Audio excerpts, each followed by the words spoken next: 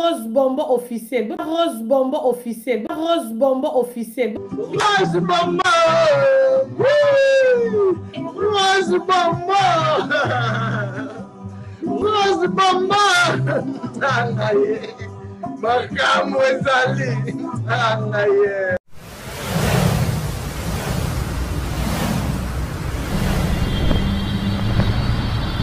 Rose Bonbon officiel, votre chaîne d'actualité, abonnez-vous massivement.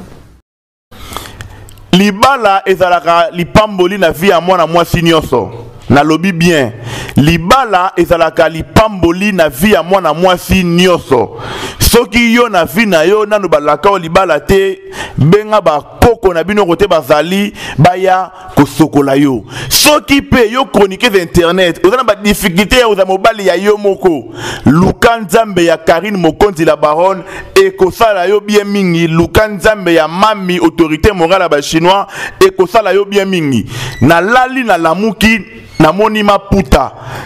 Na lali lisusu na lamuki boye na moni Karine Mokonzi asali publication moko oyo esali ngai pasi na mutema et en même temps pesi ngai sengo na lobi non mwana mwasi vraiment Nzambe azana intérêt ya kopambola ye. Karine Mokonzi asali publication moko na page Facebook na ya lobi bien. Donc tu peux salir la réputation d'une personne et diminuer son respect, mais tu pourras jamais lui enlever sa grâce. Donc okoki na ko bebisa valeur ya mutu. Donc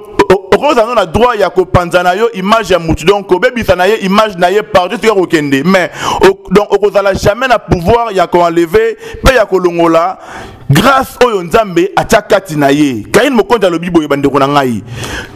Mutamokili à cause on est capable ya ko bebisa ça dit donc image ya mutu ya ko bebisa valeur ya mutu ya ko longola respect ya mutu près ya baninga mais eza ne loko moko te bandeko na ngai oyo mutu mukila ko sa na vie na yo eza ko longola grâce oyo Nzambe atia na vie na yo tala lelo oyo ebele ba seka Karine Mokonzi ebele ba tongaki ye ebele ba loba kitala mwana mwasi wana yeboye ndumba ya internet atambola bien te kokota mabala par-ci par-là kosala boye tala lelo oyo Nzambe ya Karine Mokonzi la baronne a confondre ba jalouse nyonso ya internet na ba ndoki nyonso ya internet ba jaloux Nzambe a confondre bino heureux mariage na yo Karine Mokonzi la baronne ba préparatif à libala ezokende très bien ngai galmi ko fax noko ya bana na ye awa na Rose Bonbon pona ko alerter ba chinois pona ko senga na ba chinois tozala uni comme une grande famille où ezali uni pona ko soutenir libala ya ndeko na biso ya mwasi na kombo ya Karine Mokonzi la baronne jour wana ya libala la Chine ndezala à l'honneur ba chinois tokobalisa bana membre ba kobalisa gare à vous bino ba chroniquer d'internet ba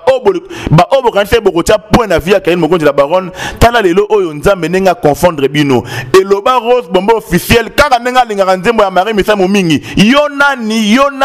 nani poluka otia point na vie ya mwana ya moto ba chroniqueuse nyonso obozana ba difficulté aux amibali ya bino moko boyo kasonité boluka Karine Mokonzi la baronne akopesa bino toli ndenge nini il faut qu'on se comporter ndenge nini il faut kozala galmi ko force na loba lisusu boye pona ko vraiment donc kozala vraiment libre kozala pe à l'aise na makanisi na ngai bandeko na ngai ba chinois to komi na phase moko ezali très important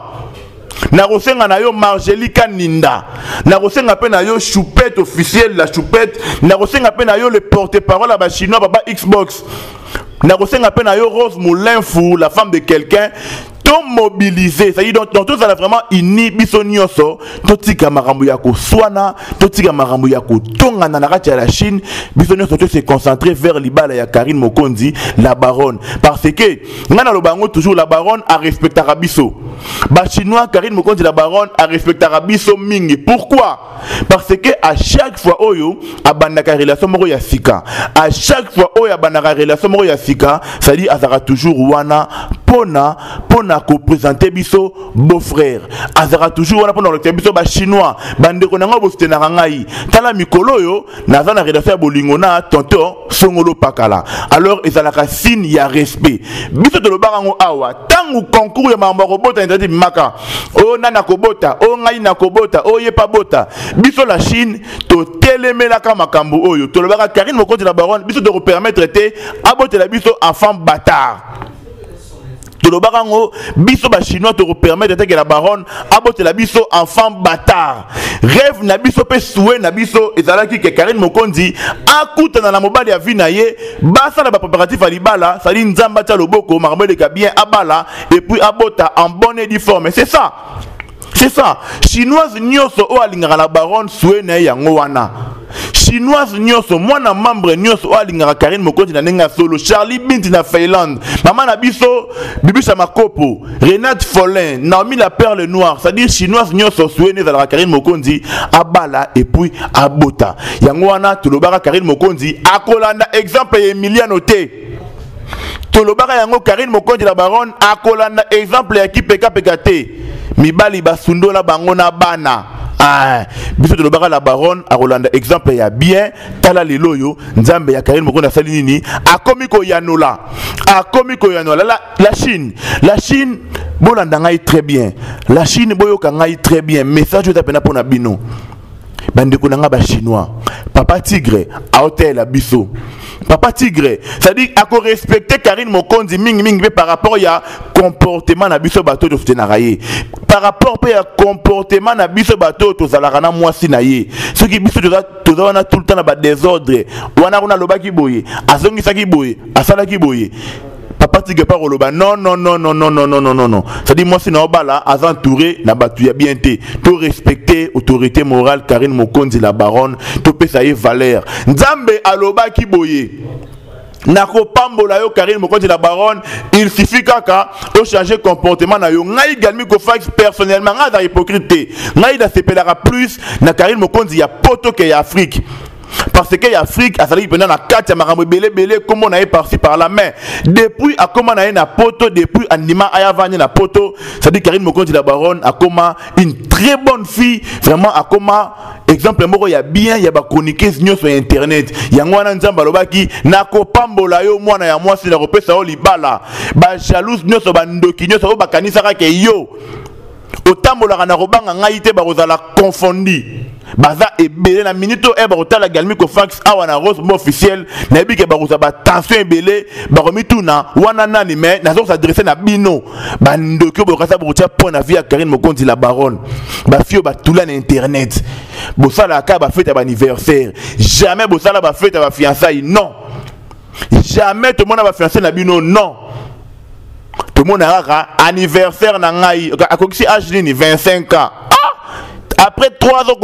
25 ans, là c'est du n'importe quoi. Mais c'est totalement différent avec Karine Mokonzi, la baronne. Yangwana galmi kofax na sengi na bino boye. Ba mama ya la Chine. Ma puta yangwana. Ma puta yangwana bomoni ya libala. Ma puta ya libala yangwana. Ngana kopesa bino idée vraiment et vous allez sengomingi ba chinois to na donc li puta na biso uniforme na biso ba ba vous en a fait wana uniforme spécial ya ba chinois. Ah donc tenir numéro pénal spécial pour na ba chinois Karine Mokonzi la baronne et que ça la bien mingi et que peut sa valeur na belle famille na ye na le bil sous bien na bandé lango bien belle famille à la baronne ba ko respecter ye mingi par rapport ya comportement na biso so ki ba moni moi na moi to bali moi si on de ko na biso bali moi si au moi na biso bali azana engulu pa ya bato ba soutenir ye azana molongo ya bato ba simana ye pona ko tia ye poa ba ko banga ye mingi ba ko loba boye to bali n'importe quelle femme te to bali n'importe quelle fille te to bali n'importe quelle femme te pourquoi parce que azali star azana batebele batela kaye donc faut respecter ye automatiquement et vous avez un message moro indirect pas ya papa tigre ya respect moi si obali wana tala biso to bele simanaye respecter ye la Chine ma puta yango wana la Chine uniforme ya libala tokola ta biso nyoso ndenge moko ba chinois jour wana to robosa na ko swana jour wana to robosa na keki ngana lobaki boye oya tongaka nga o sala bo jour wana to robosa na yango jour wana to ko sekande ba zozo nyoso ndenge bobenga bango Jenny France nzambe a bénir nzambe a fongola ba porte na couple ya Tigre na Karine Mokonzi babota bana ebele enfant bâtard na vie ya Karine Mokonzi to boya ngo milimo ya ba enfant bâtard to telemela yango au nom de Jésus Christ et kende ko ya pa ya gloire yolangi ya mesana ko bota ba enfant bâtard et kende zonga pa ki peka ya mesana ko bota ne ba enfant bâtard pa ya la baronne to telemeli yango au nom de Jésus Christ de Nazareth ba chola bozongisa amen.